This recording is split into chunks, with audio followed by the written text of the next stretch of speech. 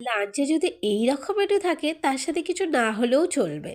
তার জন্য নিয়ে নেব কিছুটা পরিমাণে পেঁয়াজকলি, পেঁয়াজ কুচি, কাঁচা পাকা টমেটো, লঙ্কা চেরা, ধনেপাতা, আদা রসুন বাটা, লঙ্কা বাটা, লবণ, হলুদ, কাশ্মীরি লঙ্কার গুঁড়ো, তারপর ভালো করে ধুয়ে রাখা মোরলা মাছ, আর দিয়ে দেবো বেশ খানিকটা কাঁচা সর্ষের তেল, দিয়ে খুব ভালো করে মেখে নেব।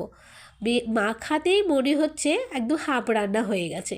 এরপরে একটা কড়াইতে খানিকটা সর্ষের তেল গরম করে তার মধ্যে মাছগুলো দিয়ে দেব, দিয়ে ভালো করে ছড়িয়ে ঢাকা দিয়ে কিছুক্ষণ রান্না করে নেব। এবার ঢাকনাটা খুলে ভালো করে নেড়ে চেড়ে আরেকটু কিছুক্ষণ রান্না করে নিলে রেডি হয়ে যাবে পেঁয়াজকলি দিয়ে মোরলা মাছের চচ্চড়ি।